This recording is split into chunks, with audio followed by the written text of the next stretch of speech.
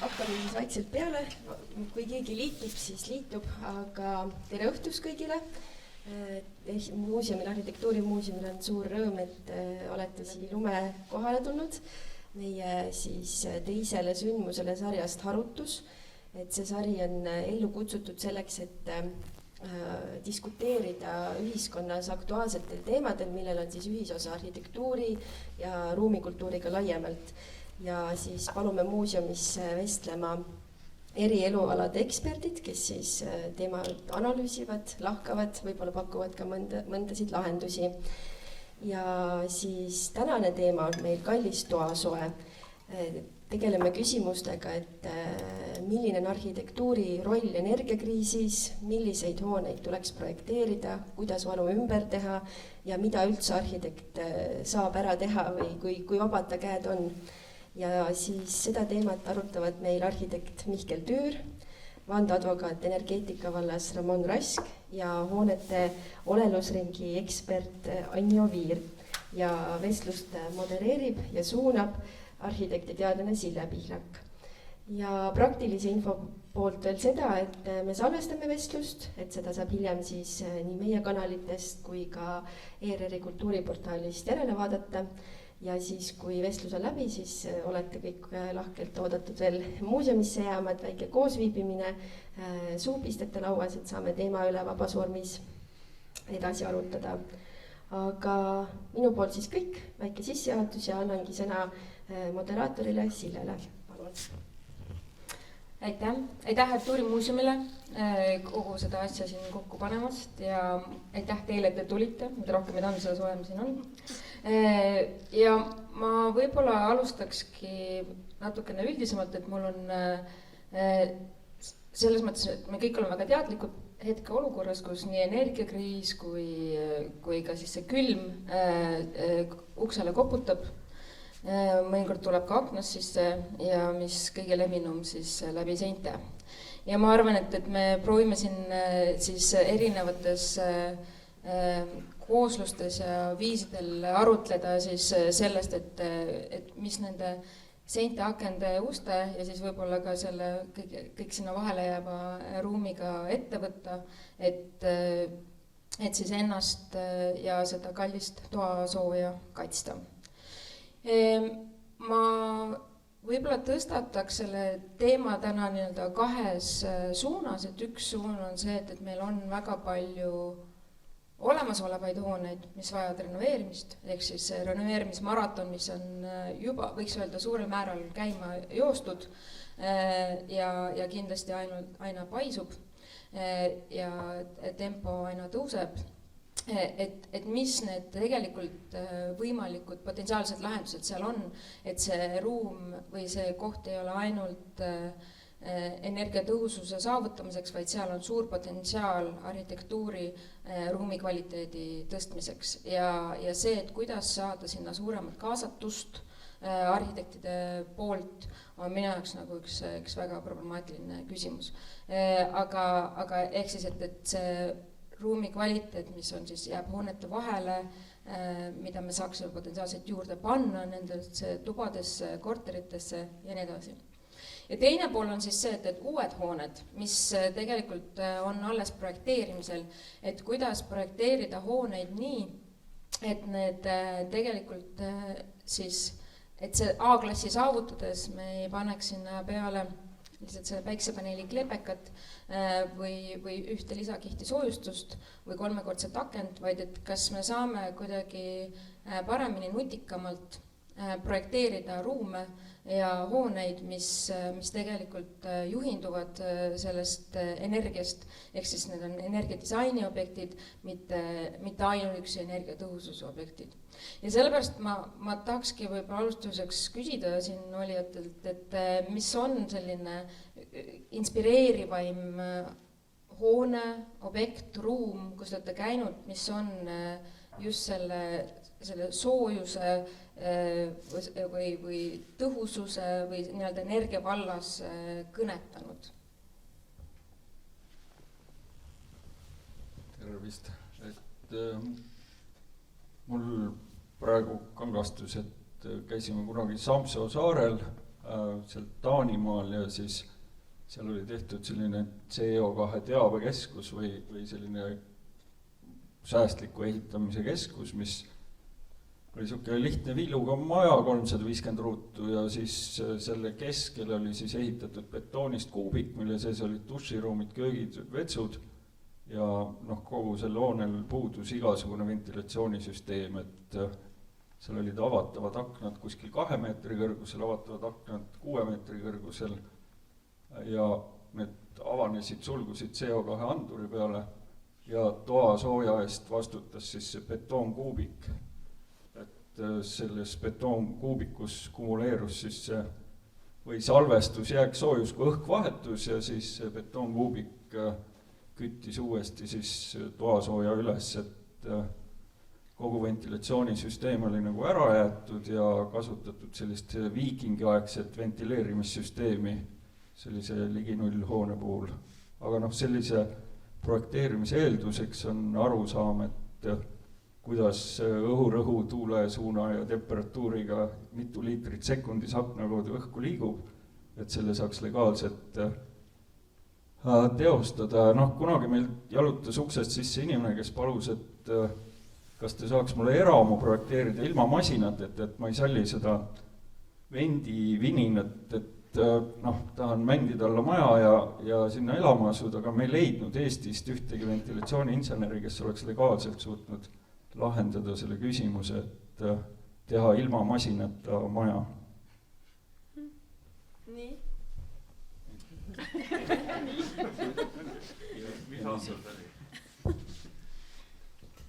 Ja nii lõppeski see.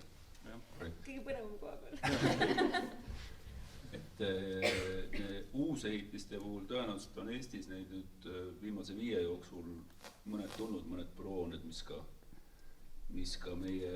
klientide poolt on arendatud. Aga ma ei saa öelda, et nad on meid kuidagi hingeliselt liigutanud. Et nad on küll ligi nullenergia või siis veelgi vähema nullenergia tarbivusega, aga võib-olla selle hingeleidmine on olnud seal nagu teisejärguline. Et hoopis see niisugune hingestatum energiatõhushoone, ma arvan, pärineb kuskilt pigem minevikust ja ta võiks olla pigem rehielamu või millegi sellise arhailise hoone tüüpi, kus tegelikult, ja nüüd ma ei kirjada konkreetset hoonet, vaid siis kontseptsiooni,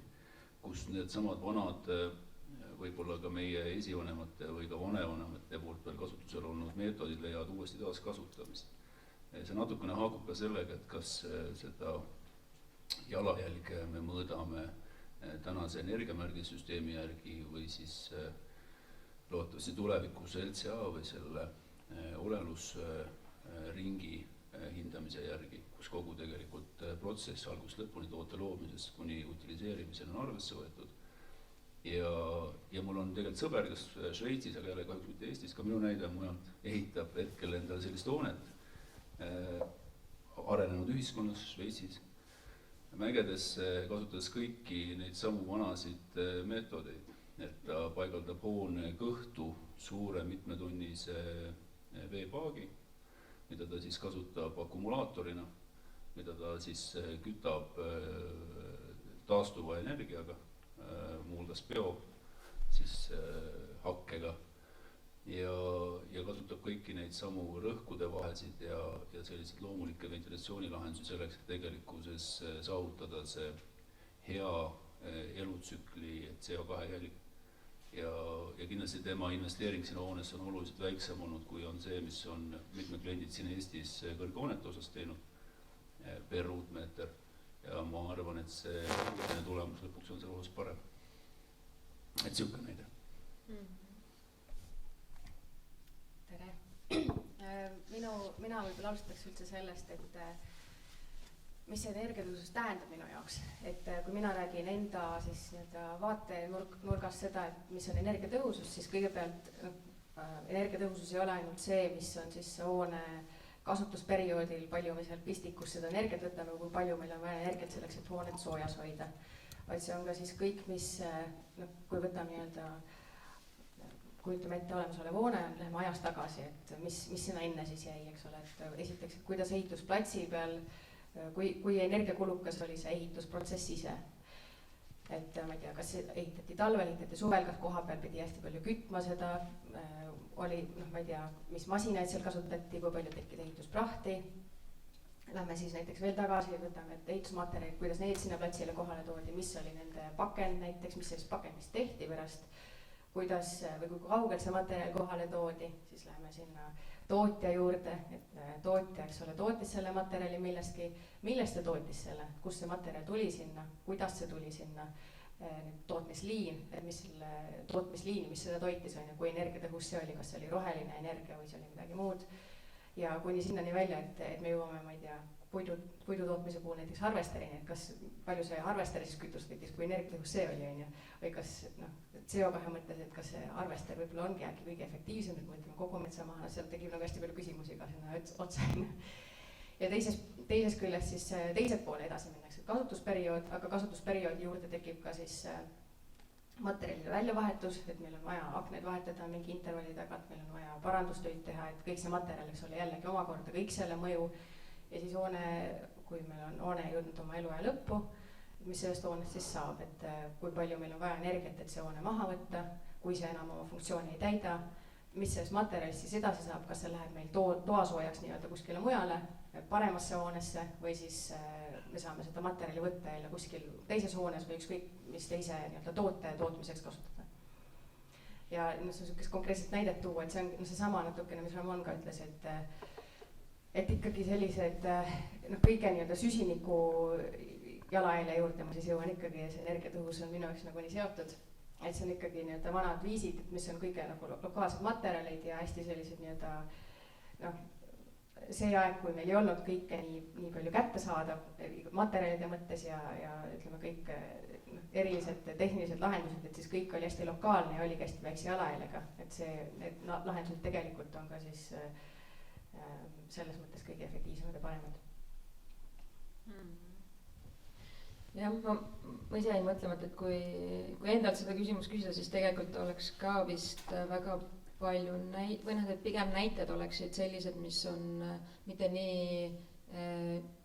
võib-olla selles mõttes nüüdisaegsed, et eks siis liigutused ei ole tehtud siis nende tehnika lisamisega, vaid just läbi mingi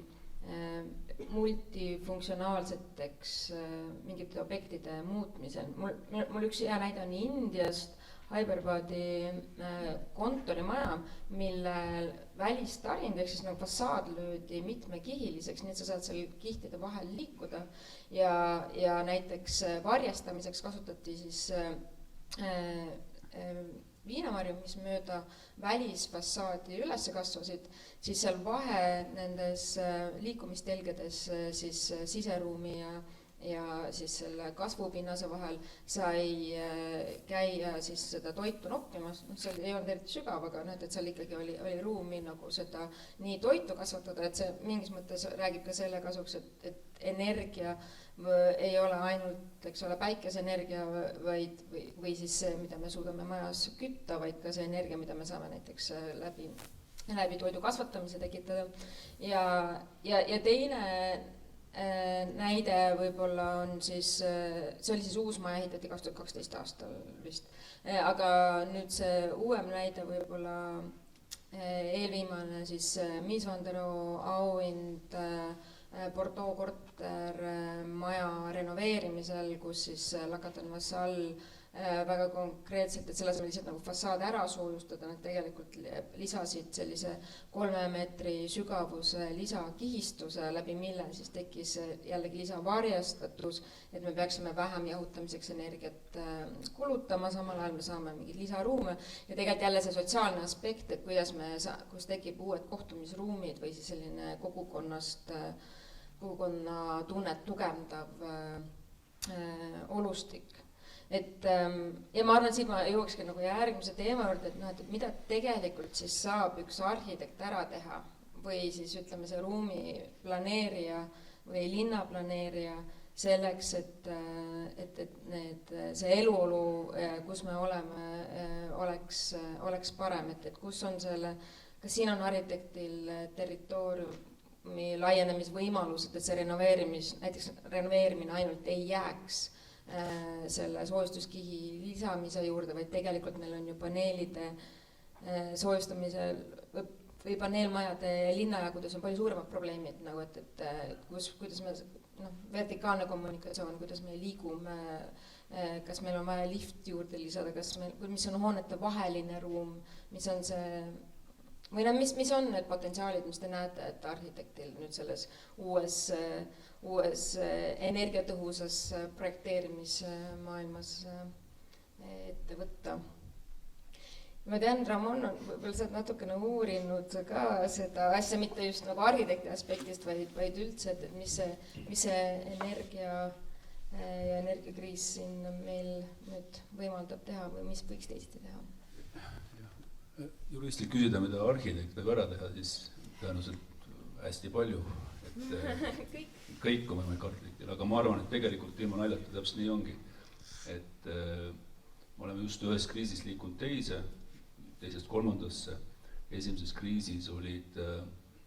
rindejoonel ja esiliinil arstid ja õed, siis teises on välis- ja kaitsepoliitika inimesed. Ma arvan, siis kolmandas ongi arhitektid ja sellega lõpetamegi. Et kolmandas liinis tegelikult ongi arhitektid ja ma arvan insenerid, materjaliteadlased. Et kui ma igapäevaselt tehingute või projektide raames vaatan seda, et kuidas õnnestub täna uut ehitist ehitada, siis me oleme sõnastanud päris karmid nõuded, väga mõistlikud nõuded uutele hoonetele, ligi nullenergia hoonetele ja Excelit täna enam ei tööta. Et Excelit ei tööta väga erinevatel põhjustel, Excelit ei tööta juba sellest tulenevalt, mis puudutab tarnekriise, mis puudutab sisendhindade tõusu, energiahindade tõusu ja kõike muud, aga kindlasti ei mõju Excelitele ka hästi ligi nullenergia lisanõuded, et see on paratamatus ja ma arvan, et seal on arhitektil, inseneridel väga suur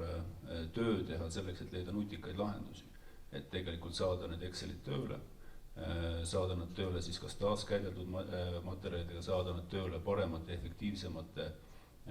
rohkem kasu pakkuvate lahendustega. Ja seal võiks öelda, et võib-olla see esimene nii-öelda roll on äkki inseneridel ja materjalitehnoloogidel, aga siis ma jõuan selleni, mida Mihkel Mõms kirjeldas ka Facebookis, et tegelikult ei tahaks elada hoones, mis on lihtsalt kast täis tehnoseadmeid ja vidinaid. Et keegi peab muutma selle industriaalpildiga esteetiliselt söödavaks. Ja ma arvan, et arhitektil tegelikult uute esiliini töötajatena seisab ees teatav kohanemisperiood, kus kultuuriinimestest, loomeinimestest peavad saama tõenäoliselt, ja seda on alati hea öelda väljaspoolt, peavad saama tõenäoliselt oluliselt tugevama insener-tehnilise, materjaltehnilise teadmisega spetsialist, kes aitavad kokku panna selle Exceli selle poole, passiva poole, mis tegelikkuses hakkab toitma ka seda aktiva poolt. See on muidugi huvitav mõttekäik, et arhitektid saaksid olla need, kes abistavad või nutikad lahendused on need, mis aitavad meil Exceli korda teha. Eriti teades, et arhitekt on just see, kes seda kas või mingite inimeste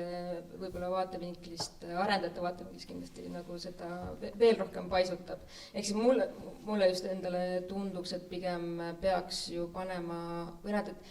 peaks panema lootust ja võib-olla ka finantsi rohkem uurimusliku või teaduse suunas, mis tegelikult annaks ruumi sellistel asjadel juhtuda. Et mulle tundub, et lihtsalt loota, et arhitektid leiavad neid nutikaid lahendusi, ilma et me oleks nagu leidnud rahastust, et üldse nagu arhitekti näiteks kaasata renoveerimismaratonis, siis juba on seal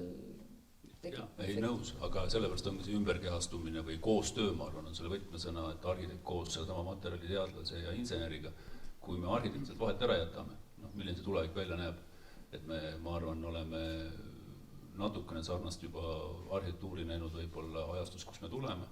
kui jätame arhitektid vahele, mis siis juhtuma hakkab. Ja kindlasti ma arvan, tuleviku sellel renoveerimismaratonil on olemas väga hea potentsiaal muuta Eesti päris koledaks. Et need tehnilised lahendused, mida täna pilootide raames välja töötatakse, et tüüpprojekte kiiresti ära lahendada. Noh, seal arhitekti käsi ongi segav käsi, aga sellepärast arhitekt peabki esiliinile minema täna ja koos inseneriga leidma selle lahenduse, et see hoone ei näeks välja jubedam, kui ta ennem oli. Et see ongi võib-olla väga, väga väike ülesanne, aga äkki ikkagi teostada. Mihkel, kas sa tunned ennast esiliinil olevat? Jaa, aga ma arvan, et see on muidugi väga südantsvaendav kuulata, et igatepidi saaks kasulik olla ja midagi kasulikku ära teha. Aga minu meelest selle mõtlemise juures on kõige olulisem iva võib-olla on selles, et proportsionaalselt mõelda välja, et millega tegelemisel on proportsionaalselt nagu suurem mõju, sest noh, igatepidi saab asjadega tegeleda, et kas nüüd tegeleda selle A-klassi hoonete timmimisega või siis selle jalajäljega, mis on materjalides või planeerimisega ja noh, seda mõjupüramiidi on kuidagi kujutatud selliselt, et kõige väiksem mõjuga on see kasutusaegse energia timmimine mõnes mõttes, sest see on natuke nagu tagantjärgi tarkus. Veidi suurema mõjuga on juba see, et kui taaskasutada vanu maju või see hoones kätketud energiaga tegeleda ja kõige suurem mõjuga on tegelikult see planeerimistegevus, et mõelda, et kus need majad üldse asuvad ja et kas neid taaskasutada või uusi ehitada. Ja kunagi sai vesteldud sel teemal, et miks üldse uusi maju tehakse KredExi inimestega ja siis noh, seal kõlas väga selline tore mõte arhitekti jaoks, et ega sellepärast uusi maju ei tehta, et neid puudu oleks, aga nad on vales kohas. Aga et milles siis väljendub see nende asumine vales kohas, et võib-olla inimesed peaksid kohanduma kohaga, et neid siis taaskasutama või noh, et Eesti on selles mõttes hästi tore testmaa, et ta on nagu hästi väike ja siin on kuidagi need süsteemi piirid on nagu tajutavad, et kui meil on noh, umbes 1 miljon maja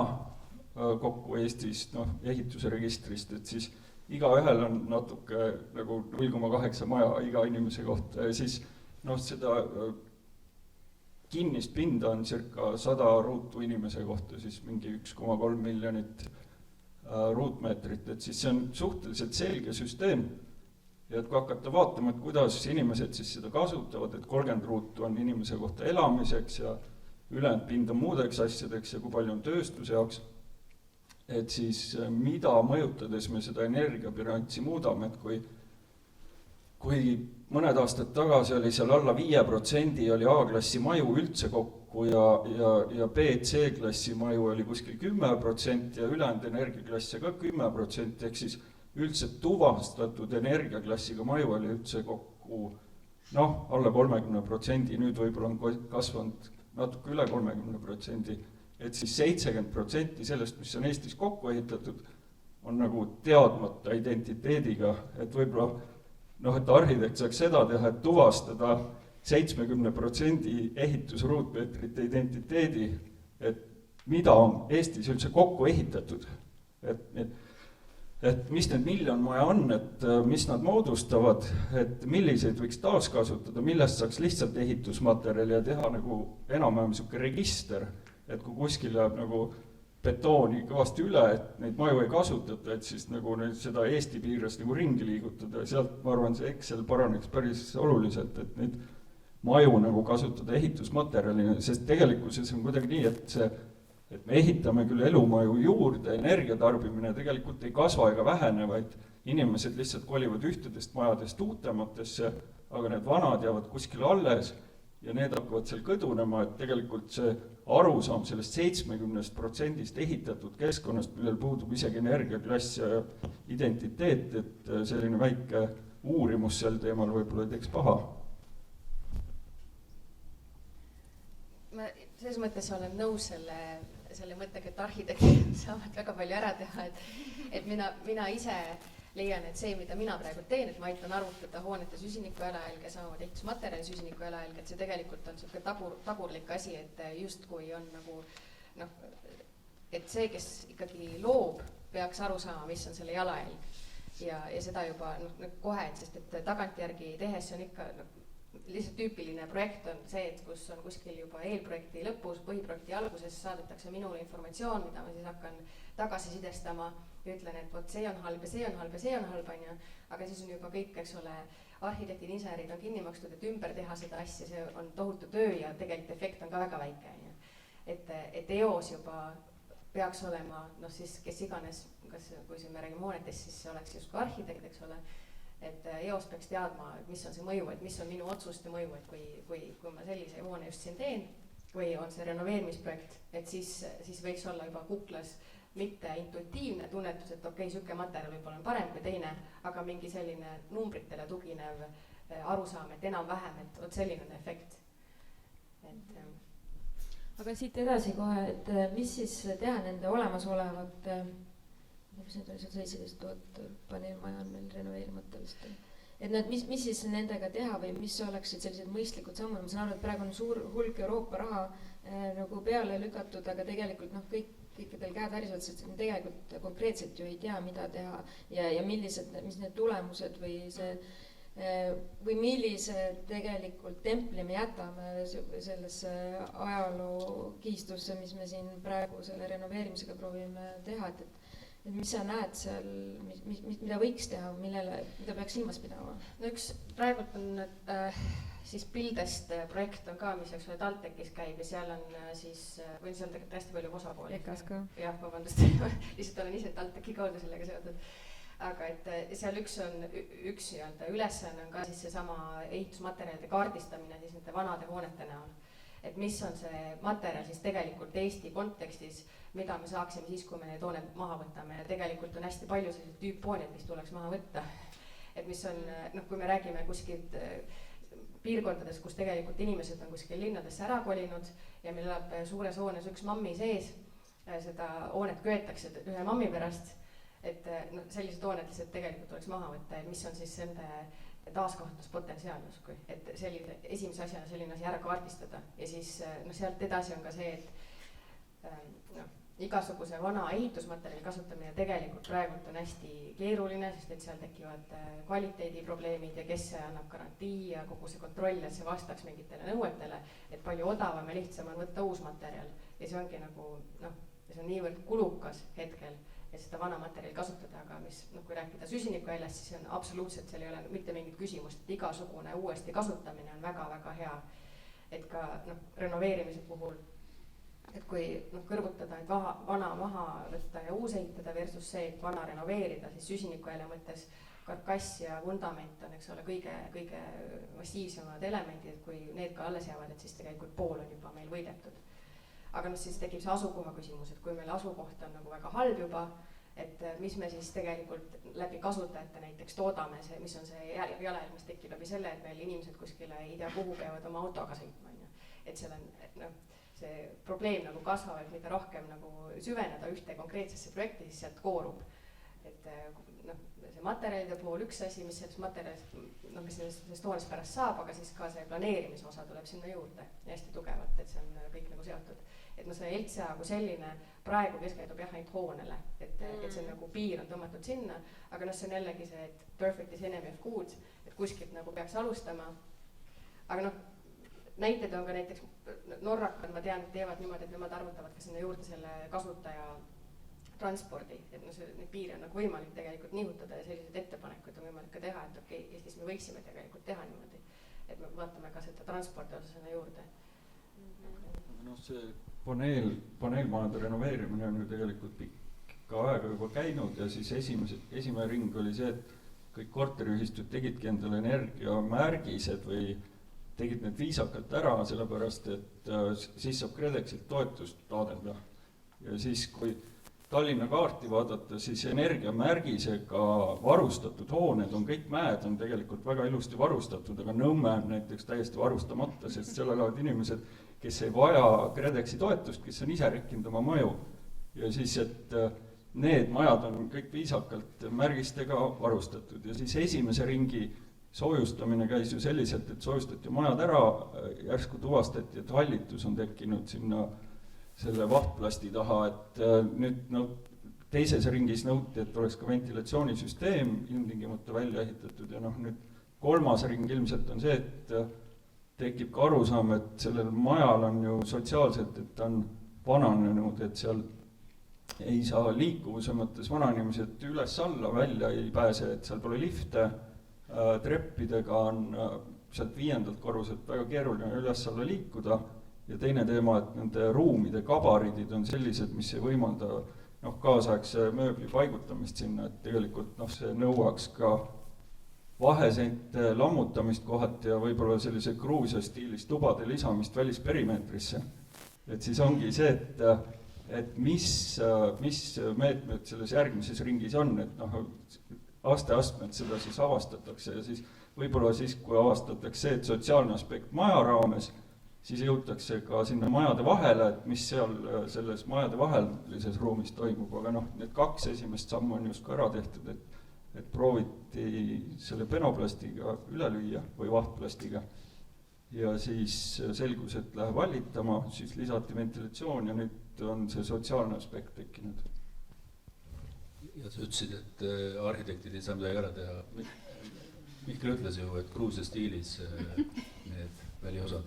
Palju meid on kaasatud sellesse protsessidesse. Tegelikult ei ole, see on tõesti niisugune Exceli projekt, et minimaalsed summad ja maksimaalne aga see kaasamisviis ongi see, et ma olen ka seda diskuteerinud ka nagu nende KredExi esindajatega, et tegelikkuses ongi see, et kui nagu sellise uurimusliku või sellise katsetamise projekti jaoks nagu umbes 3 maja vahtplasti raha investeerida, siis selle mõju võib olla tohutu, aga kuidas leida üldse see meede,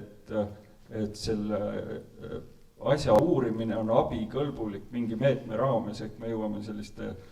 euromeetme menetluse juurde, et abikõlbulikkus ja mis läheb millegi alla ja nii edasi, et siis tegelikkuses ongi see, et see kaasamine eeldab nagu sellist ülesehitust, et sellele tekib nagu tellimus reaalselt, et arhitektid saavad oma töötunde sinna panustada ja sellega reaalselt tegeleda ja kellelgi on selline huvi, et see isegi tekiks, et see eeldabki sellist sotsiaalset tellimust või sellist kultuuri, et see keskkonnateemaline kultuur lihtsalt sinna jõuab. Ma ise olen ka mõelnud, et kui see 1% kunstiprojektide lahendus tuli, eks ole, et siis me saime endale sinna fojeedesse ägedad lisandid, siis ma vahepeal olen propageerinud taristudisaini, et 1% taristust peaks minema ka arhitektide kätte ja nüüd ma olen selle renoveerimismaratoni juurde jõudnud ja ka siin tahaks propageerida innovatsiooni osakut või et meil peaks olema, et me ei hinda hankeid ja hanketulemusi nii nagu see tavaliselt on, madalama pakkumise järgi, vaid just see, et meil on, ma arvan, see võiks olla juba Euroopa Liidu skaalas ette nähtud selline arhitekti kaasamine selleks, et tekiks mingisugune suurem terviklikum pilk ja see ma nüüd protsente ei julge lauale panna, et mis see peaks olema sellest, aga ma arvan, et see on hästi oluline, et siin nii-öelda nii nagu me Arhitektide Liidus organiseerime võistluseid, et siis samamoodi ka see renoveerimisel selle juures on arhitekti kaasatus justkui kohustuslik ja mingi väike protsent või ütleme kas või siis see nii-öelda innovatsiooni osak selle juures see peab sinna tekkima või kasvama, sest et muidu ma saan aru ka, et tegelikult KredEx ei ole selle olukorraga rahul, mis see polsterdamine lihtsalt praegu on.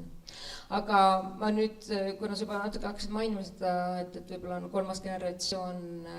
sellist renoveerimist käsil, kus me hakkame mõtlema hoonete vahelisele ruumile või ütleme terviklikumalt, et me ei vaata võib-olla enam hoone,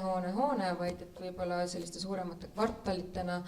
või linnajagudena või isegi linnadena. Et siis ma jäin mõtlema, et Ramon, kuidas kas sa näed potentsiaali sellele, et kui me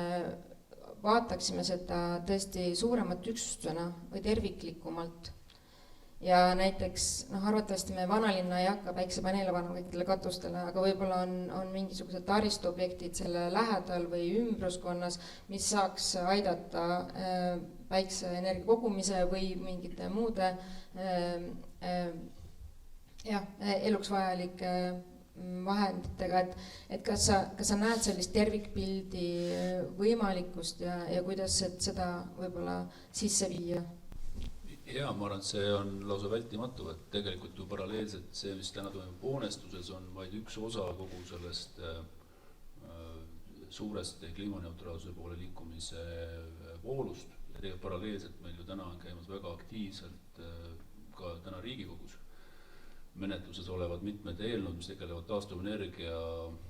olulistes mahtudes juurde toomisega ja mis tegelikult viib selleni, et me nagu ühelt poolt tegeleme võib-olla hoonestuses selle peale mõtlemisega, et iga maja peaks olema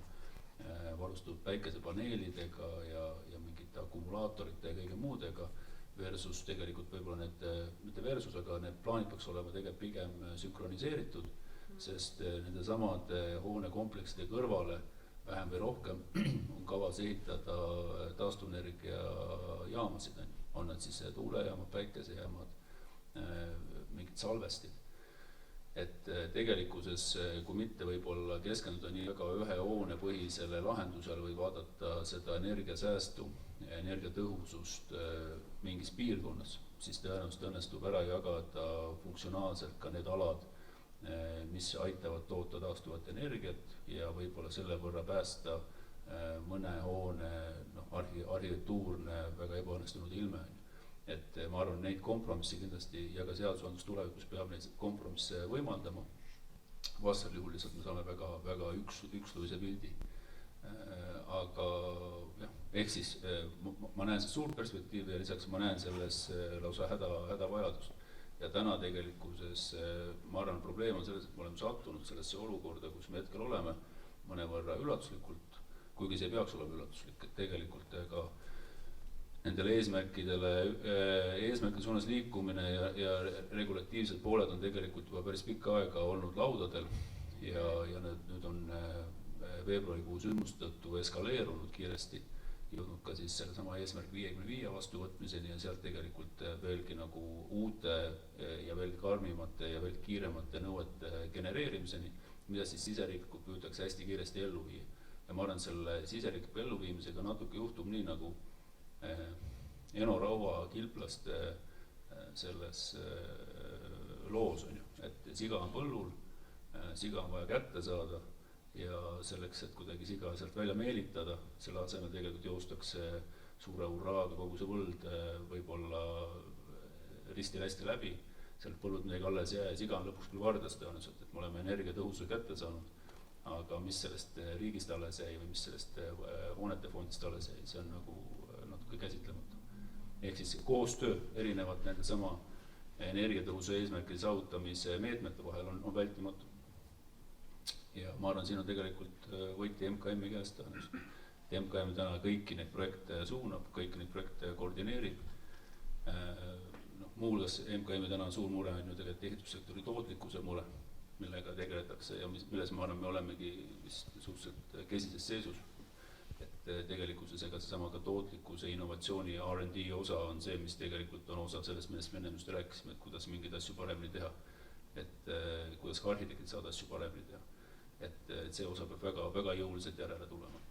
Et neid tuleb kogumis vaadata ja loodetavasti varem või hiljem seda tegema hakatakse. Ja siit sinna juurde, et miks arhitekte kaasata ka sinna renoveerimismaratoni rohkem on ka see, et kui meil ongi ehitatud keskkond, kus inimene lõpuks ei taha elada, sest et see pole ilus, et siis see hoone justkui ei õigusta ennast ära, et see jalajälg, mis tekitatakse tegelikult tagantjärgi on suurem, sest et seda hoonet ei hakata võib-olla kasutama nii palju ja see ei anna oma väärtust.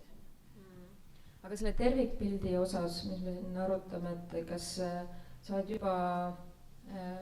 on ka projekte juba laual, mis tegelevad sellega, et ei vaata ühe hoone põhiselt võib-olla sellist energiatõusust, vaid suuremas piirkonnas või? Hundid on, eks ole üks, mis on võtnud eesmärgiks omale selle kliimateema nii-öelda terviklikult üle vaadata, et see on esimene süke konkreetne projekt. Räägi natuke sellest, mis seal siis teha plaanitakse? Ka ma väga täpselt ei tea, et ma olen alles niimoodi nurgast nagu natukene kaasatud olnud sinna, aga eks seal, idee on siis see, et kvartali mõttes oleks ennast süsiniku neutraalsus, et tegelikult see pole Eesti jaoks ära defineeritud, et ma ise ka nagu ootan ja vaatan, et mis see lõpuks välja kujuneb seal. Aga idee peaks olema ju see, et igasugune energia tootmine ja siis koha peal kasutamine ja samamoodi materjalid ja see kõik see taristus ja kõik see peaks seal sees olema. Siin ongi võib-olla natukene paralleelina lihtsalt tuua, mis täna toimub taastuvenergias. Taastuvenergias on ju aastaid tegeletud sellega, et on kogukondlikult kohaliku omavalitsuse tasandil planeeritud tuuleparke, mis mitte kuhugile ei jõua, takerduvad reeglina vaidlustesse. Ja kuna seal on mõõt täis saanud või nii-öelda ei ole enam aega, et siis ju täna tegelikult riigi tasandil toimub eriplaneeringu läbi Vabariigi Valitsuse poolt eelisarendusalade väljavalimine, nende alade siis noppimine, kehtestamine ja sealt siis nii-öelda selle taastuvenergia tootmisele, uute võimsuste turutulekule jõulise tõuke andmine. Riik ise otsustab ära, lõpetab ära selle, et see on kogukondlikul tasandil. Kas on hea või halb, seal on ka väga palju miinuseid, aga täna oleme kriisis, et kriisiolukorra nii-öelda lahendus. Ja nüüd selle sama tegelikult lahendusega võib-olla peaks mingis suunas andma riik siis ka sõnumi selles osas, et nendes eelisarendusalade juures olevates hoonestusgruppides peaks olema siis mingisugune projekt käivituma, kus hakatakse planeerima koos selle energiatootmisega siis ka nende samade hoonete näiteks renoveerimist. Ehk siis andma tegelikult mitte ainult nagu ühe impulsi ühes valdkonnas, vaid võtma tegelikult selle ala tervikuna ette ja hakkame siis järk-järgult sealt tegelikult võib-olla riigi tasandil andma suunised. Lõpuks see peab ikka olema kohaliku tasandi planeerimine, mis nagu selle poti kokku paneb, aga võib-olla strateegilised eesmärgid, eelisarendusalade ümber olevad mingid hoonestuspiirkond edasi, et seal võiks riik anda võib-olla suunised, et võtta ette mingid hoonestuspiirkonnad koos taastuvenergia tegelikult tootmisvõimsustega. Mihkel, sa tegid põhjaliku uurimisprojekti või põhjaliku näituse, kus ligi 0, kuhu tuli siis ka palju infot juurde koguda. Ain, sa vist olid ka sellega seotud osaliselt. Jah, aga ma lihtsalt jäin mõtlema, et mis need siis, mis see võib-olla kõige põnevamad teadmised sinu jaoks olid, mis sellest protsessist välja koorusid? Kõige põnevam teadmine oli sellest, et Eestis kui väikses ühiskonnas on siiski väga palju subkultuure ja et isegi terminoloogias pole kokku lepitud ja väga paljud sellised tulised vaidlused saavad alguse sellest, et ühed räägivad ühtedest asjadest ühtede terminitega ja teised teiste terminitega. Ja siis päris lihtsad asjad muutuvad järsku väga keeruliseks ja komplitseerituks ja siis me tükk aega tegelesimegi mingit sellise tõlkemehhanismi väljamõtlemisega, et mis lõpuks selle näituse raames klassifitseerus siis selleks 1 tonniks CO2, et tõlkida neid muid ühikuid, et ühed on nagu mingid rahalised väärtused, teised on keskkondlikud väärtused, kolmandad on siis kilovattväärtused, ütleme energia ja siis kas neid annab tõlkida siis sinna CO2 keelde, sel hetkel oli ta sinna CO2 tulpa tõlgitud, tegelikult annab samamoodi seda väärtushinnanguid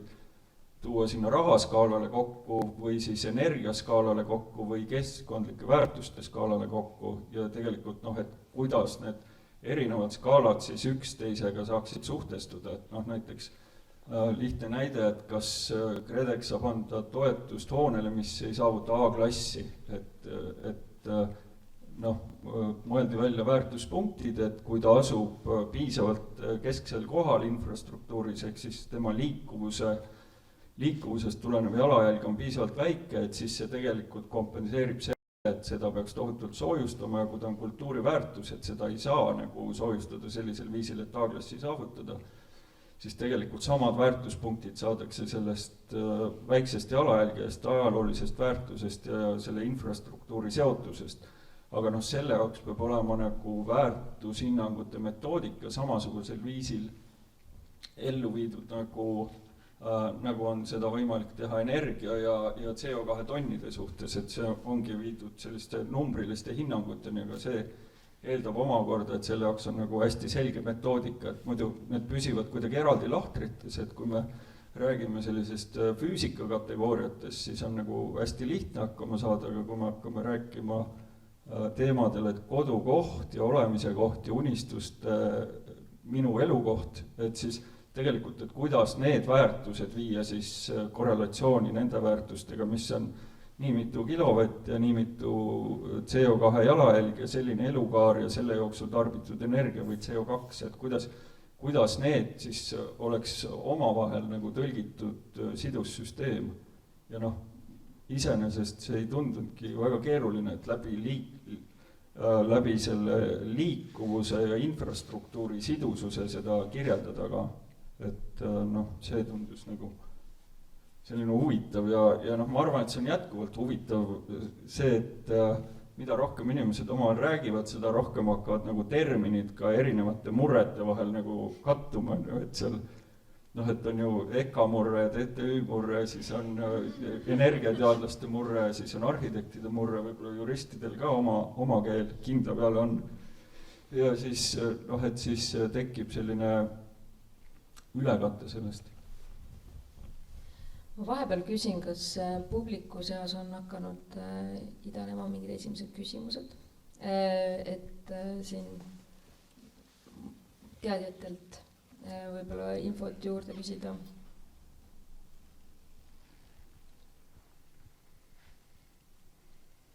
Isegi Gretel ei ole. Meil ei ole. Okei, aga siis võib-olla vaadata natuke edasi ka selle või noh, enne kui veel tuleviku suunas vaatame, et siis ma mõtlen seda oleviku võrdlust, et mulle väga meeldis sellest ligi nullist ka see Euroopa versus siis Eesti hädad, et noh, teatavasti me oleme ühed suuremad sellised, suurima süsiniku jalajäljega riike Euroopas ja samal ajal on ka meil see, kui palju me ehitusse paneme see süsiniku jalajälg, mis võib-olla Euroopas on seal ehitusest tulenevalt mingi 40 pluss kandis, siis Eestis on see juba siin 50 pluss, sest see energia, mis sinna sisse pannakse, protsenti siis, et see energia, mis sinna pannakse, on siis paljuski põlevkivi energia. Et kas need võrdlused siis Euroopa ja Eesti vahel,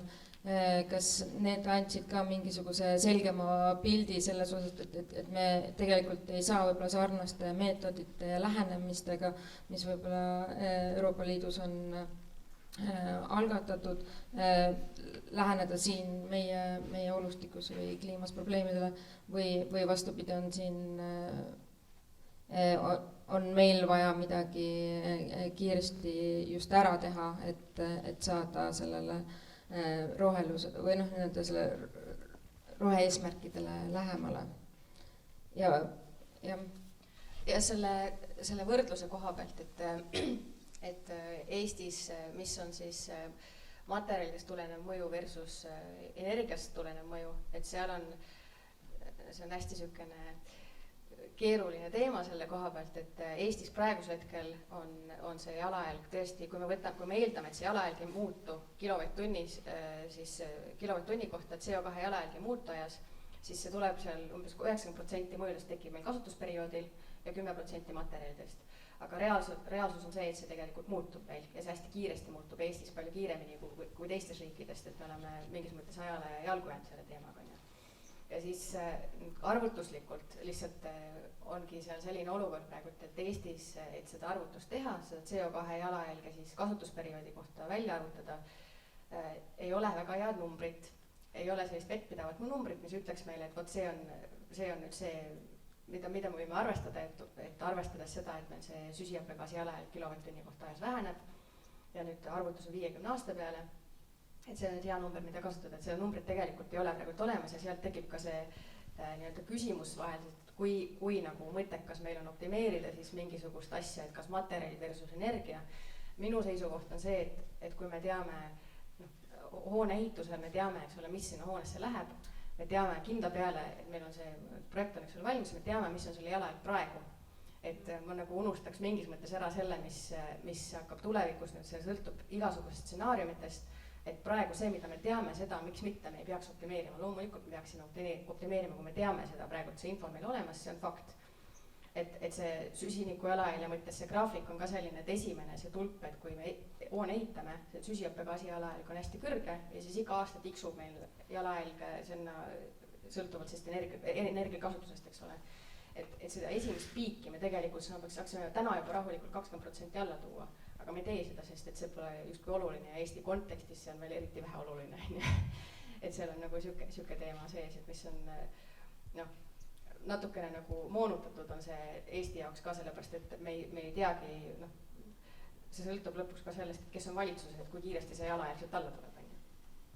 siis energia poole pealt. Siis võib-olla see, selle energia teemal mõtlemisel on alati see süsteemi piiride seadmise teema samamoodi, mis on alati kommunikatsioonis nagu erinevad inimesed seavad endale mingid erinevaid süsteemi piire, et milles üldse arvestatakse seda näiteks energiat või kokkuhoidu, et me selle näituse raames tegime niisuguse naljaarvutuse selle illustratsiooniks, et kui võtta, et praegu on natuke alla 30 ruutmeetri inimese kohta elupinda ja soomlastel on ikka 10 ruutu rohkem ja me 30 aastat ehitame iga aasta ainult A-klassi maju ja 30 aasta pärast 30% elamufondist on uuenenud A-klassi majadeks ja samal ajal eestlased igaüks elavad 10 ruutmeetrit suurema pinna peal, siis me tegelikult energia tarbimise mõttes, lõppenergia tarbimise mõttes oleme saavutanud suurema numbri, et täna me elame ökonoomsemalt, ehk siis et see kokkuhoid tekibki justkui planeerimisest, et kui me kasutame pinda nutikamalt, siis me tegelikult hoiame selle kaudu juba ilma ehitamata oluliselt nagu kokku ja teine huvitav teadmine oli see, mida ma varem olen nagu teadvustanud, oli see, et kui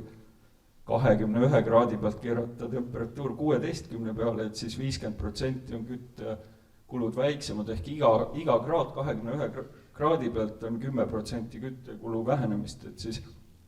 tegelikult see ka selle elamufondi vaatamisel, et kui paljud ruumid tegelikult vajavad 24 tundi seda 21 kraadi, on ju, et tegelikkuses on päris paljud ruumid, mis seda nagu ei vaja ja tegelikult sellest on ka Heiki Hermann väga huvitava ehituskunsti numbri kirjutanud, kus on nagu sellest sellised huvitavad artiklid, et kas see 21 kraadi, et kus see üldse tuli, ja et kas see üldse on kuidagi millegagi põhjendatud, et tegelikult see, et käia talvel susside ja kampsuniga on ju ka täiesti siuke aktsepteeritav lähenemine või siis, et erinevates ruumides on erinev temperatuur, nagu vanasti oli veranda eraldi ja et see toa soe kui selline, et võib-olla ei peagi soojustama, et võib-olla peab nagu elulaadi sättima või et kui vaadata, et kuidas tagasi tulla selle Ramoni teema juurde, kus on nagu see arhailine rehetare on ju, et kas seda nüüd tohutult renoveerida või visata kaks ületeid puid ühe ületeie asemel alla ja mitte midagi nagu teha, et võib-olla see on nagu jätkusuutlikum areng, et muidu läbi ehitamise me tegelikult selle 20 aasta CO2 heite, mis muidu läbi 2 ületeie puude jaguneb 20 aasta peale, teeme kohe läbi selle soojustamise ehitamise, et me tegelikult selle heite paneme ühe hetkega nagu atmosfääri ja jagame ta abstraktselt 20 aasta peale, et me tegelikult need halud viskame selle 3 kuuga ahju ja 20 aastat hiljem me viskame ühe sületeie algusid ahju, selle asemel, et mitte midagi teha ja kütta edasi 2 sületeie algudega, et siis mõnes mõttes on see süsteemi piiride seadmine ja sel teemal mõtleme nagu oluline, et me ei tekita selle revolutsiooni ja raha paiskamisega, et me säästame planeeti üldse totaalset põlengut sel teemal, et me toodame veel rohkem päiksepatareisid, veel rohkem materjali, me oleme veel energiasäästlikumad ja siis ongi see siga põllult käes. Sellega mul tuleb meelde tuttavad, kes ehitasid Elvasse omale eramaja, et tegid selle hoone 20 ruutu suurema selleks, et energiatõusu miinimumnõuetega vastavuses olla, sest et muidu ruutmeetri kohta see ei tulnud välja neil. Ja need toonad, eks ole, ju tarbib rohkem, et sama asi, ma loodan, et ei juhtu selle CO2 mõõtmisega, et ruutmeetri kohta neid numbrid tavaliselt tehakse, et me teeme mingisuguse, ma ei tea, teeme ühe pere villa, mis on hästi headest materjalidest tehtud, aga seal on inimese kohta ruutmeetrid võib-olla, ma ei tea, 100 on ju, versus me teeme mingisuguse normaalse, ma ei tea, sama perekond elab kuskil korteris on ju. Et mis see ruutmeetri põhine arvestus või arvutamine on niisugune nii ja naa. Ja see teine teema on näiteks köetava pinna jagamine, et kas jagada see köetav pind ka parkla peale näiteks sellistel arendusprojektidel, et kas see köetav pind on ka parkla või seda võtta nagu lahuspinnana, et siis saab väga erinevaid tulemusi, et need ruutmeetrid, mille peale see kütteväärtus jaguneb, on kohe nagu oluliselt erinevad. Aga see, mida sa natukene juba puudutasid, et tegelikult saab seda temperatuuri alla keerata ja läbi selle jõuda siis märkimisväärse kokkuhoiuni, et see paneb siis küsima ka, et kus see selline sobiv piir selle kõigel on, et kas see superministeeriumlik hüüdlause, et meil on praktiliselt kõik inimesed töötavad kodus, keegi ei kohtu kellegiga ja meil kõik, me nagunii kütame kodu, et siis las nad olla seal. Ja mis oli 5% käib kontoris, et kas see on siis see tulemus, kuhu me tegelikult tahame jõuda, et kui meil akadeemias EKA samamoodi temperatuur täpselt vaikselt allapoole minema, et siis tegelikult ei kipu enam sinna kooli ja tegelikult ma ei tea, vähemalt ülikoolis mina olen alati uskunud, et see pool neid uusi teadmisi, mida sa sealt saad, on need peidetud teadmised, ehk siis hidden curriculum on alati seal kuskil olemas. Et kui sa ei ole, et kui sa oled 5 aastat Zoomis olnud, siis kas sa oled saanud sama hariduse kätte kui 5 aastat koos teiste kameraadidega? Tegelikult see ongi sama jutu teine pool, et kui selle superministeeriumi riiulit poleks maha lammutanud, et sinna alla parklat panna, et seal ju tegelikult 12 korrust maja lammutati maha, ehitati sama riiul samast materjalist tagasi. Selle mõttega, et tegelikult korruse kõrgus ei sobinud, kuna sinna ei mahu tehnoseadmed, et kui tehnoseadmed oleks lahendanud vertikaalis, mitte horisontaalis, ehk siis nagu vertikaalis ei oleks ruumi juurde vaja ja see riiul oleks alles jäänud, et siis tegelikult oleks see jalajälg just alles, et praegu võiks 21 kraadi seal kütta jumala rahulikult, sellepärast et see kulutus pangalaenu mõttes oleks olemata. Et siis tegelikult selles vanas ministeeriumis, kui seal oleks ära soojustanud, jätnud betoonriiuli alles, siis nii nagu majanduslikus mõttes kui ka selle CO2 jalajälje mõttes võiks vabalt 21 kraadiga olla. No me ikka jätsime majad alles, ikka pidime alla keerama. Eks see ole selles mõttes selline küsimus, et kas ma ei tea, Ramon, kas sa näed siin mingisugust, mis tulevik võiks tuua, et kas me hakkamegi liikuma selles suunas, et talvistel perioodidel me võib-olla ei põkkugi nii paljude inimestega ja oleme pigem kodused või kas me peaksime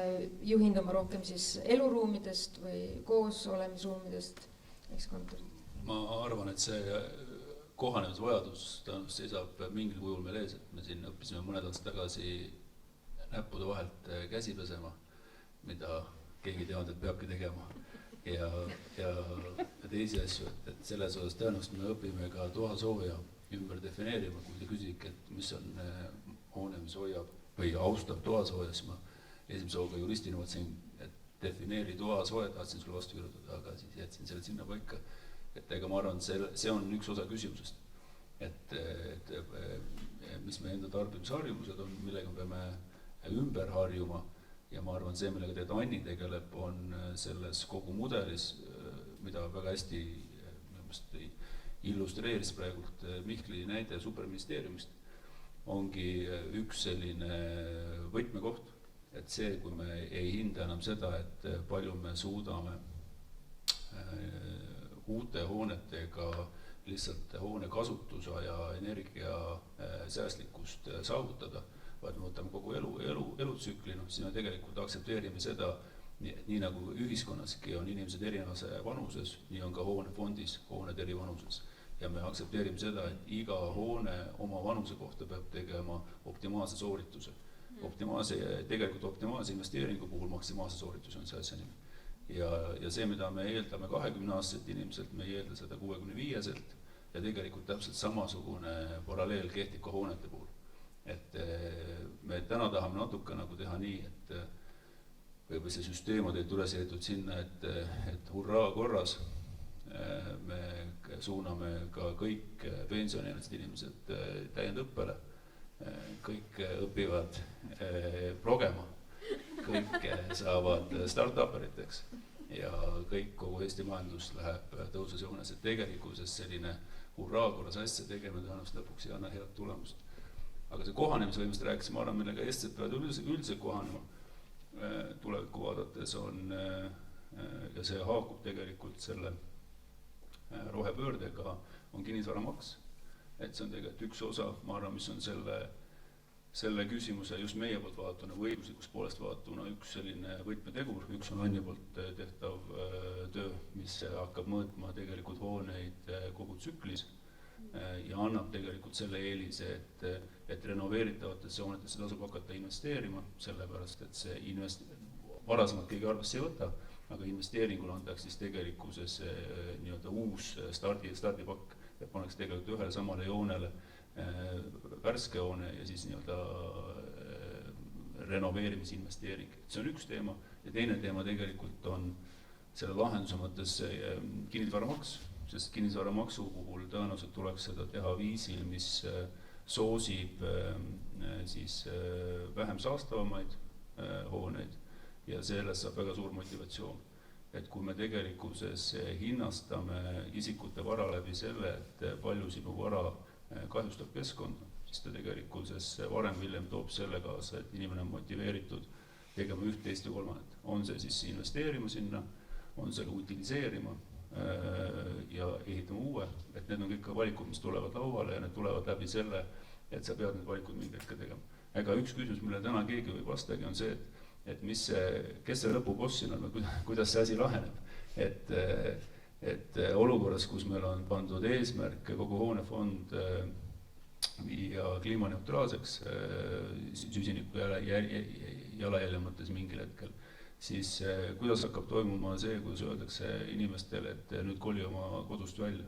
Et tõenäoliselt seda politsei ja nii-öelda piitsaga ei tehta, aga see meede saab olema varem või hiljem tegelikkuses suurem finantskoormus. Ja seda on tegelikult mõistlik ette juba signaliseerida, et omandimaks, kinnisvaramaks hakkab tõenäoliselt tulevikus mõjutama seda või sinu nii-öelda kinnistu või sinu kinnisvara süsiniku jalajälg hakkab mõjutama seda, palju sa tulevikus maksad. Ja see on mingi asi, millega peab hakkama inimene nii nagu näppude vahelt või sõrmede vahelt käte pesemisega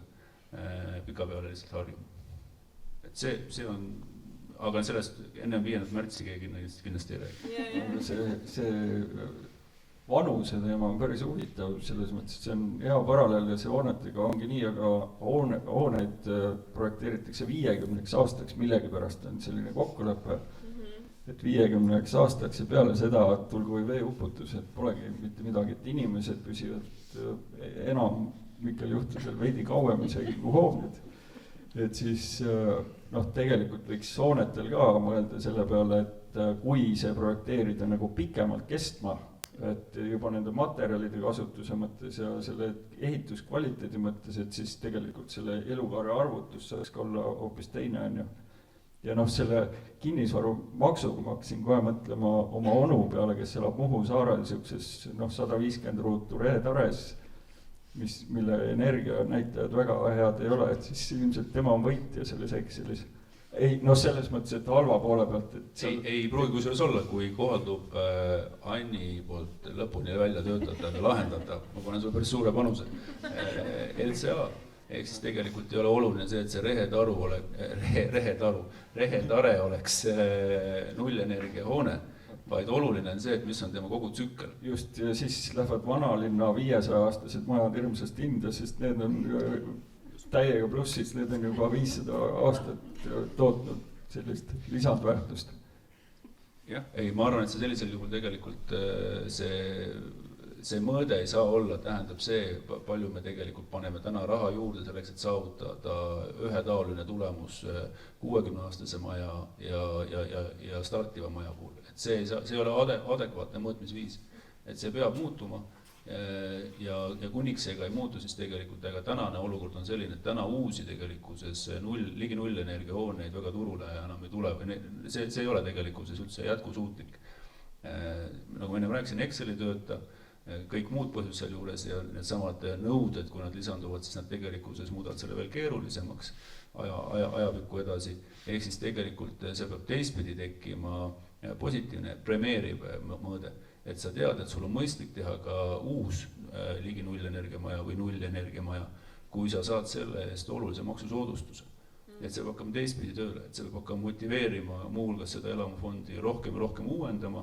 ja teistpidi siis need, kes on järjekorra lõpus, kelle hooned saastavad, noh, nendel on siis see tõsine kaalumise koht. Siin onu osas ma ei tea, mis temast saab. aga Anni, mis sa arvad, mis tahad oma onu osaga öelda? ei no paarisaja-aastane maja, et siis on kõik hästi. Anni, mis sa arvad, mis kohandumised meil ees on peale kätepesu ja muud asjad, et mis sinu valdkonnas on näha siis need suuremad muutused või mis on sinu visioon, kuidas see võiks liikuma hakata, kogu see? Noh, minu visioon ja see, mis tehakse, see on võib-olla väga suured käärid, aga eks see on hea väljendamine, perfect is enemy of good, et kuskilt tuleb alustada. Praegult on, mis nagu hoonete jalajälje arvutamist puudutab, et siis on Skandinaavias juba praegult kehtivad regulatsioonid, mis käsevad arvutada igal uusehitisel ja ka minu meelest äkki on ka tulemas see, et kõik renoveeritavad hooned. Soomes 2024 ja praegu on tegelikult Soomes juba kõik konkursid ja hanked tegelikult reeglina võtavad arvesse seda süsiniku jalajälge ka. Et Eestis on see asi sealmaal, et on ehitusmaterjali tootjad, kes ekspordivad, et nemad on praegult, no ma arvan, sealt kaudu see veidiga võib-olla on Eestis rohkem niimoodi esile kerkinud, et materjali tootjad, kes ekspordivad, neil on tarvis näidata, mis on nende toote jalajälg, sellepärast et küsitakse seal, kus nad siis ekspordivad. Et see on, Eestis on ka see nagu ka natukene juba liikuma läinud, see teema, et on olemas endal meil oma meetod, kuidas seda arvutust teha, et tegelikult see alustandard on kõikidel sama LCA standard, aga siis ongi ära defineeritud, et mis on siis konkreetselt need hoone eluetapid, siis mis me sinna arvutusse sisse paneme, mis me välja jätame, et on võrdluseks näiteks, et Rootsis arvutatakse siis ainult hoone valmimiseni, et ei võeta seda kasutusperioodi sisse, sellepärast, et neil on ka samamoodi, eks ole, energia siis tõhususe regulatsioon, mille järgi nagunii energia tuleb arvutada ja et nad ei taha topelt seal seda CO2-ga kuidagi veel eraldi siduda. Et Soomes näiteks ja ka Eestis on siis ka kasutusperiood on sees, et need varieeruvusi seal on, aga tegelikult kõik sama standardi alused tegelikult seda asja arvutavad vaikselt. Aga mis sa tahad nüüd juhtuma hakkaks? Ma isegi selles mõttes ei tea, et mis ma tahan, kuna see on, mida rohkem on nagu ka Eestis nüüd töötan, siis on see sõltub hästi palju sellest, et kus sa parasjagu sellest teemast räägid, et igas kohas on erinev ehitusprotsess, erinevad osapooled, et seal on nagu nii palju detaile tegelikult, et ei ole nagu sükest ühe puuga lahendust ei ole mitte kuskil. Et see ikkagi sõltub kogu sellest protsessist, et kes otsustab midagi, kas see on mingisugune, kas ongi näiteks, et kui me räägime Tallinna linnast, et siis on näiteks parkimiskohad on, eks ole, see on kohustuslik, eks ole, et sa pead mingid parkimiskohad sinna sisse planeerima, et sa arhitektina tegelikult ei saa midagi teha, et sinna maa alla need 3 korrus betooni valada, et sa pead seda tegema. Aga et ongi, et kust me siis alustame, et kuidagi tuleb asja lahendada, et see on igas kohas erinev tegelikult. Aga siis ma jookski Mihkli juurde tema suurte tulevikuvisioonidega, et kus me siis tulevikus koonerdama hakkame ja kuidas me arhitektina seal esiliinil oleme, et mis see tulevikuruum siis selles tänaste teadmiste juures, mis me siin koondanud oleme, et milline siis välja hakkab nägema, et kas elame kilekott korterites või on ikkagi kamin lubatud? Ma arvan, et selle ei olegi midagi väga vaja utreerida, et selles mõttes, et see et me peame ilmselt selle analüüsi metoodikaga jõudma selliseks, et ta on hästi nagu kasutajasõbralik, on ju, et seni kuni ta et kui võtta näiteks ehituseelarve arvutamine, et seal on nagu erinevad täpsusklassid, et üks on nagu eskiisi baasil, arvutatakse seal enam-vähem võib-olla välisperimeeter ja saadakse nagu enam-vähem see number ja siis põhiprojekti järgi juba arvutatakse kõik kruvid ja naelad kokku, et seal on täitsa erinevad, aga lihtsalt, et saada aru nendest proportsioonidest, et kas me oleme, et on nagu heide on seal 10 ühikut või 50 ühikut või 100 või 1000, et saada see proportsionaalne info juba projekti nagu loomisfaasis ja et oleks nagu lihtne ja kasutajasõbralik, et et iseenesest tänapäeval ju kõiki neid mudeleid tehakse selles noh, ehitusinfosüsteemis, et seal on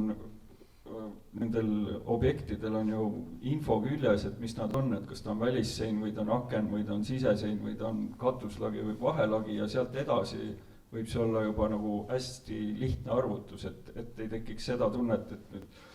arhitektid, vaesekesed, et nad tegelevad nagu kunstiga, peavad planeerima, siis peavad võitlema omavalitsustega ja olema veel eesliinil ja siis tellija rahakoti peale mõtlema, kuidas see kõik endiselt püsiks nagu plusspoolel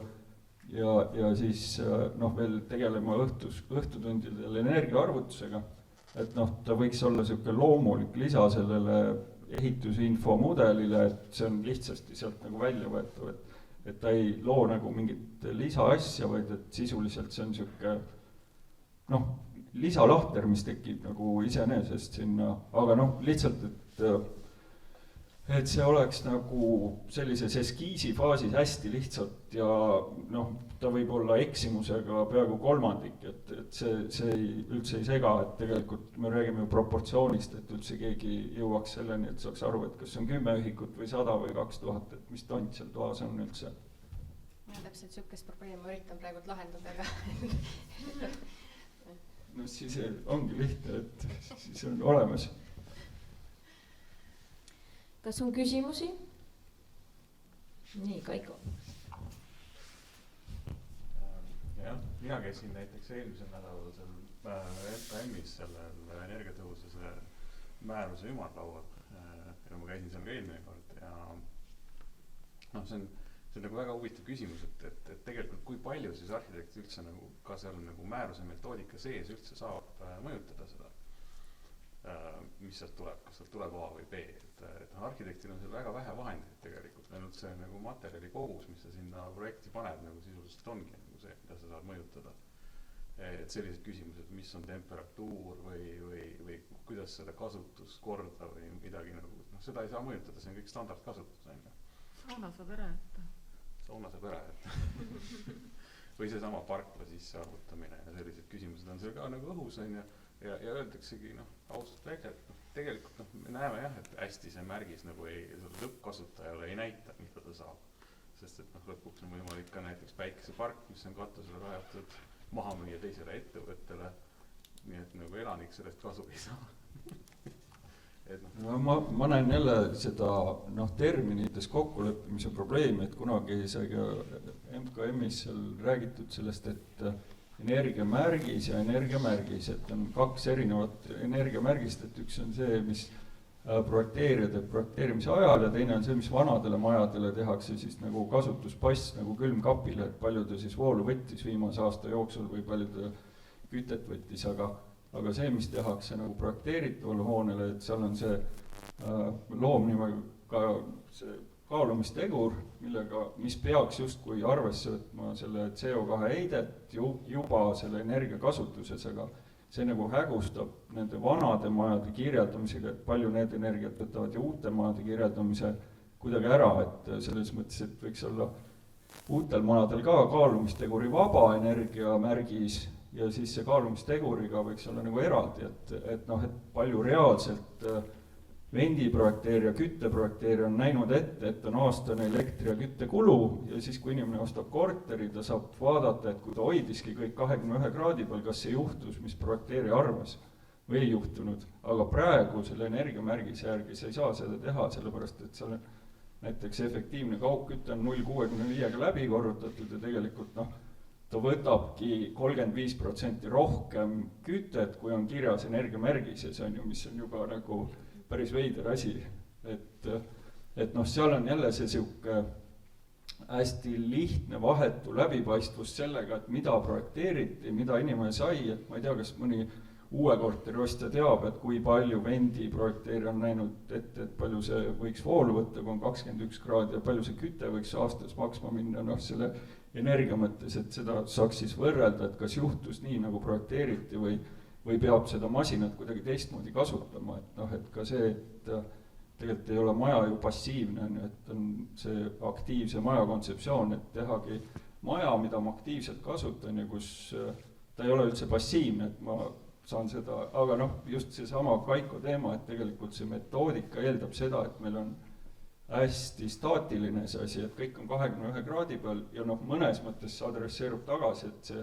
metoodiline lihtsus tegelikult nõuab seda, et kõigi jaoks oleks selgelt läbinähtavad ühesed reeglid, et me ei saa nagu erandeid lõputult arvesse jah, võtta. me võime sealt nagu selle naljaga edasi minna ja öelda, et tegelikult on standardiseeritud ka elanike arv ja kui palju nad seal liigutavad ruumis, sest elanikud on osa sellest energia tootmisest, on ju. Et noh, me ei saa nagu tegelikult seda metoodikat nagu reaalsusega võrrelda üldse. Et noh, et see ongi nagu tihtipeale see metoodika aitab meil võrrelda maju mingisuguses sünteetilises keskkonnas, aga noh, reaalsusega võrrelda see noh, tegelikult no, kunagi oli küsimus üleval, et mis on see majanduslikult kasulik piir, et see noh, et seda energia tarbimise vähenemist selle noh, ligi null või energiasäästlik maja tasub viia selle piirini, mis on selle kasutusaja jooksul majanduslikult mõttekas, aga seda arvutati noh, 2-3 näite baasil, mis on valmis ehitatud majad, vaid olid hüpoteetilised hinnapakkumised võetud nagu suurematelt ehitusfirmadelt, et mis hinnaga nad võiksid need majad ehitada ja selle baasil siis arvutati nagu selle tasuvuskaar, et jah, tasub viia sellise energia tasemeni see maja, et noh, et jah, see villa lisamine, akende efektiivsemaks muutmine, tehnosüsteemide lisamine, et see tasub selle perioodi jooksul ära, aga nüüd, kui me oleme selles veebruarijärgses situatsioonis, siis tegelikult, kui saate uuesti need hinnaküsimised välja samale majale, et siis me saame hoopis teise energia piiri, mis on selle kasutusperioodi jooksul mõttekas, et noh, seal tekib jälle küsimus, et milliste majade puhul üldse see, need alusandmed võtta ja seda nagu arvestada. Jah, kusjuures seda arvustust praegu tehaksegi uuesti ja nähes neid nagu näidis projekte, mis seal aluseks võetakse, siis mulle tundub, et see projekti valik tegelikult mõjutab seda tulemust isegi rohkem kui see, mida me pärast nende projektidega teeme. Nojah, ja noh, tegelikult oleks nagu tore, kui selle noh, teoreetilise projekti kõrval on ka reaalne projekt, et tegelikult noh, seal teoreetilises projektis osad need ehitusajal tekkivad nüansid, mis seda hinda väga tugevalt mõjutavad, ei väljendu, et see noh, et keegi peab siis tõeliselt süvenema sellesse eelarvesse, et see nagu usutavalt lõpuks valmis teha, et reaalse maja kasutamine sellega, et oleks mingi näiteks 3 aasta energiabilanss, mis seal reaalselt tekkis ja ehitushind, mis seal reaalselt tekkis, et see oleks nagu aluseks, sest tänaseni me tegeleme ikkagi teoreetiliste mudelite analüüsimisega, sest reaalseid maju pole noh, võtta või ei ole nende ajalugu piisavalt pikk või midagi sellist.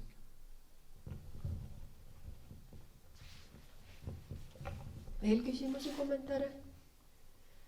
Tahtsin Anni käest küsida, et praegu võetakse tõesti kõik ainult 50 aastat võetakse see elu ja pikkus või sõltumata materjalist majadel? Noh, see on siis arvutuslikult ECA arvutab 50 aasta peale, see on siis kokkuleppeline number, sest tegelikkuses selle pealt on juba, noh, on see pikema,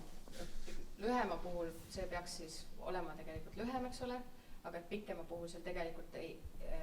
see ei anna selles mõttes midagi, et me saame juba kätte, mis on proportsionaalne materjalide mõju ja mis on materjalide mõttes meil on mõttekas optimeerida, mis materjale me peaksime muutma selleks, et see tulemus oleks parem. Et ka siis, kui ta pikem on, siis tegelikult noh, see ei muutu enam. Aga miks ta ei muutu? No, ma saan aru, et praegu tuleb, et kõige optimaalsem on ehitada puidust näiteks, ütleme puidu eluiga maja on võib-olla 100 aastat, aga võtame betooni, paneme kõrvale või kivi, et siin vanane näide oli, et 500 aastat, et siis see CO2 jälg lõpuks, ta tuleb ju nii palju erinev. No puittoonid on ka, eks ole, vanemaid tegelikult kui 100 aastat enne. No suht vähe, jah. Aga muidugi olen sellega nõus, et arhitektid on esirinnas selles mõttes, et kui on hea arhitektuur ja ta võetakse muinsuskaitse alla, siis ta kestab hästi kaua.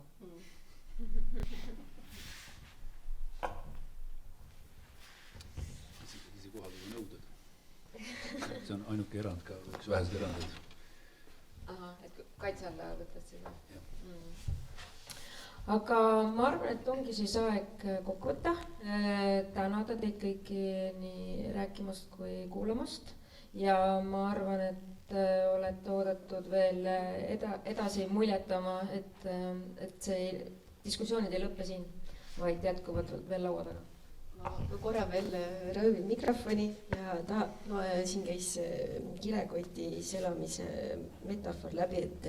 tõesti loodame, et meil ikkagi kaminad võivad kodudes alles jääda, et teile kõigile siis osalejatele väikseks meeneks muuseumid siuksed Roman Koolmari kaminaga tikudoosid, et aitäh teile tulemast. Ma nüüd ükshaaval siin jagan. Ei, seal on mäng ka sees, jah. Tuli ja mängime. Aga ja tõesti suur aitäh väga põneva arutelu eest. Küsimusi või selliseid mõtteid on mitmeid